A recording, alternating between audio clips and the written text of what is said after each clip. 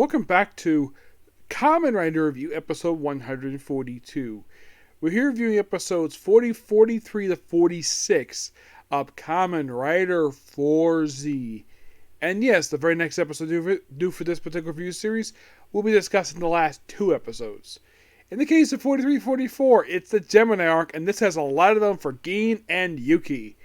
Which I apparently didn't know this. Never mentioned before part of this. Apparently, Gin knew Yuki before he arrived at school. Like, apparently knew her since they were children. Yeah, and also the whole thing with the and here's the thing: Yuki is Gemini. How this is done is bizarre to say the least. So she admits to the chairman, who is the main villain in this series, she does not know he's the main villain until a little later, that she heard a voice in space. Like, tell her to go to space, whatever. And the chairman interprets that she might be getting a call for the preservers. The presenters. Preservers. You think, what the heck are preservers? Something from Star Trek. It was something that's never explained much on screen. It was more explained in the novels, the stuff with them. And apparently, the way it's explained is that they're guides to higher existence, kind of. They explain a little more to this next two episodes. So he asks Libra to examine her, see if she's got basically a constellation. He's like, I've checked her once before. She didn't have any. And then he's checking again, like, she's got the Gemini. Okay, so... And then we see that she tears up a ticket. This was like her and Keigo basically go to NASA. And then apparently she's getting accused of, like, various different things, like graffiti all over a school wall, like spray painting people's bodies, damaging equipment, flags. And she's like, I didn't do any of this. We saw you. And then, of course, they kind of reveal what the heck is going on here. Apparently, Yuki has got a doppelganger. They, of course, think she's lying, and turns out, no, she's not lying about it. Yeah. So the club advisor basically is tasked by Keigo to examine the security footage about this, and he probably has no problem doing it at all, because this is something he was asked to do, and okay, fine, I'll take care of this. And plus also he's a teacher, so of course he has already access to security footage. And yeah, Yuki is telling the truth. What's the topic here? And they only tell her she's a fake because she's got a clay face, the dark Yuki. And like, she's sort of supplanting herself, and she also yells at Gin for forgetting her tickets. Like, at first I'm like, what ticket? Yeah, then it's revealed that this was a ticket that allowed him to basically as a pass to go to space with her. And he probably kept it in a golden box, which was given to him by her when they were children. Which, I should point out though, this is a retcon. Because there is no mention of the fact that she had no, like, I get the fact she calls it Gen-chan because they're close. It is never revealed until this two-parter that these two are childhood friends. Never knew that at all. Like, you watch the show, and I do fault the writers for this. I don't fault the actors for this. It's not their fault. It's the writer. Because people wrote this two-parter. That's the only weakness I found for this two-parter is the retcon that Yuki and Gin were childhood friends. Like, the execution is fine. It's just that, okay, that, I guess they did that as an explanation of why she calls Gin-chan. Everyone else calls him Gintaro, she's the one who calls him Gin.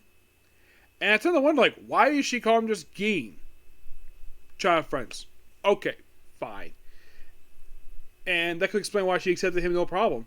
Because it's like, this was probably, I don't know, maybe this was planned at the start of it.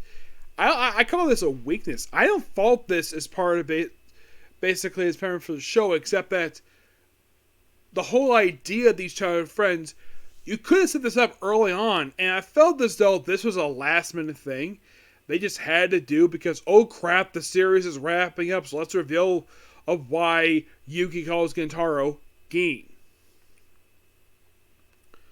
Okay, so we answered that question. Also, here's something though. Keigo is the only person who calls by his last name. Everyone else basically calls by his first name. He calls everybody by the last name mostly. He's that type of person. Eventually, he does call media by his first name. Takes him a while though. Why the heck he does this for? It's my guess is a Japanese thing to address people by their last name. So there's that. So yeah, and it sinks this box. They able to save Yuki from disappearing, and then the fake Yuki is destroyed thanks to and also the Gemini. So they have Pisces left. Yep. And Libra probably feels, oh crap, I'm basically going to be killed as soon as we find Pisces. So then, like, okay, this has been hinted at for a little while that he's been doubting, like, the whole premise. He's worried he might get killed. And then, like, he just, okay, he's kind of like a face turn, like, oh, he basically, so we find out that Rand has been selected to be the Pisces horoscope. And, like, didn't actually know this, it's suspected this, per se.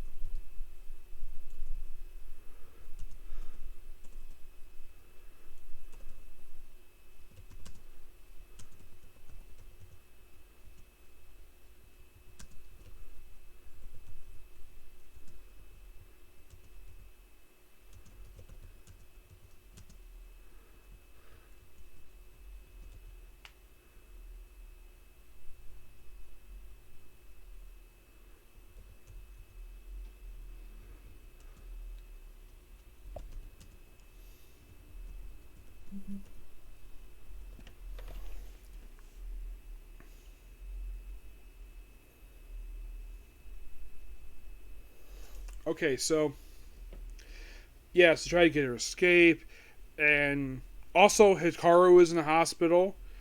Like, I'm thinking, like, wasn't he fine last time he was seen? Back in episode 30? Yeah, these two who are part of the Kamen Club. Yeah, in the main series, these two have not been seen at this point since episode 30. This is episode 45 when they finally return to the series. With the exception of the cameo they had in the movie, this is the only appearance they make. And after this two-parter, they don't appear again until the finale.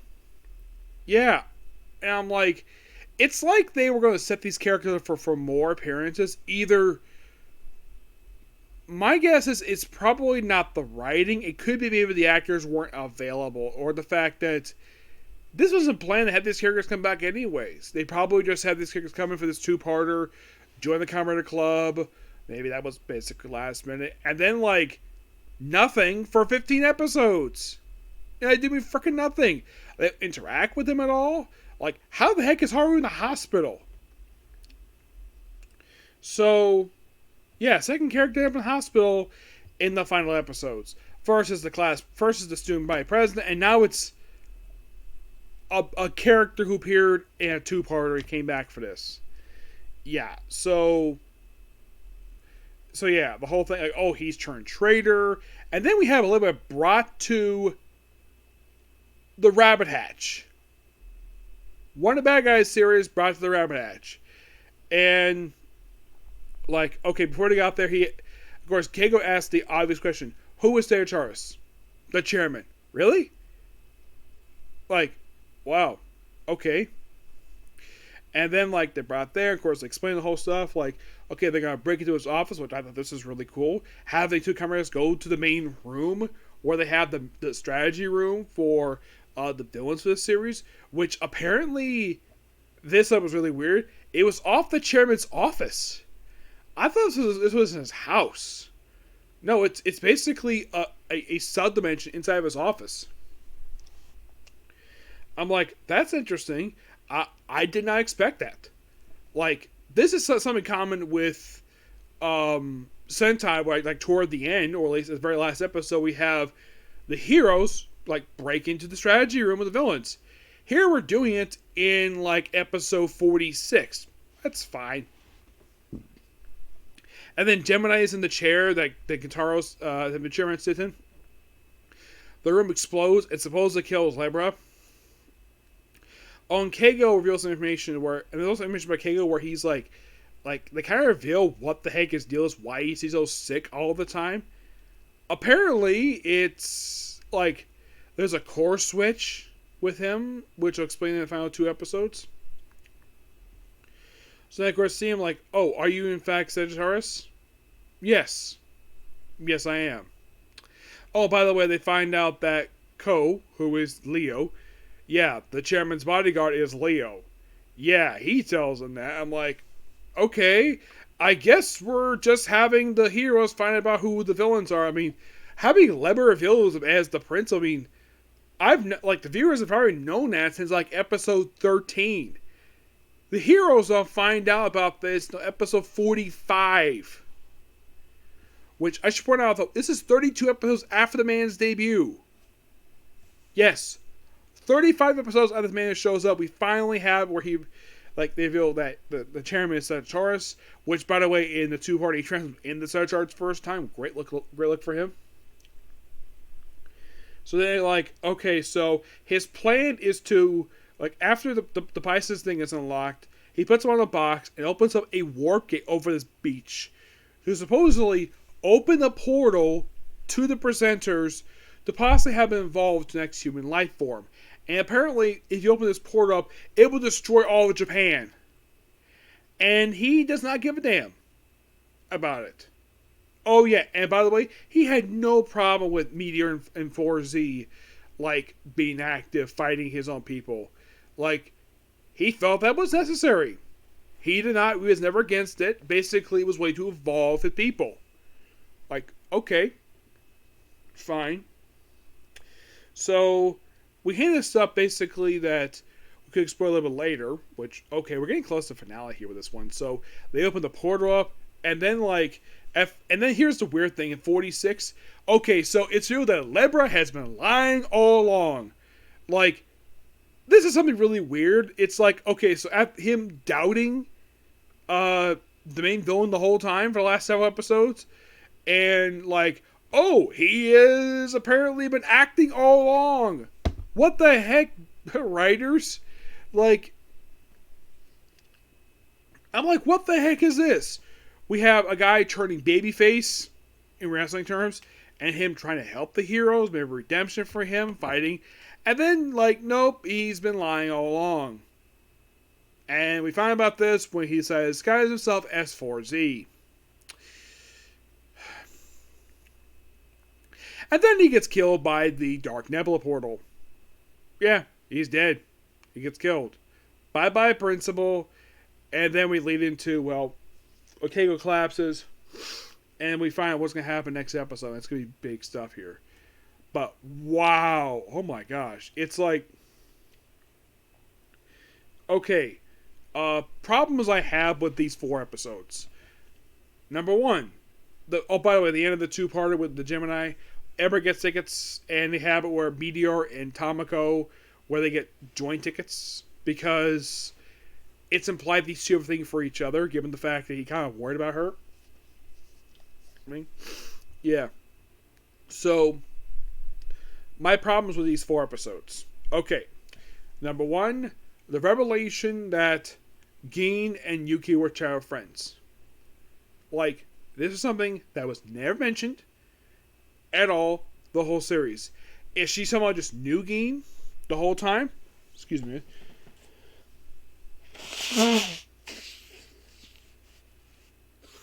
And met with this ticket out of nowhere.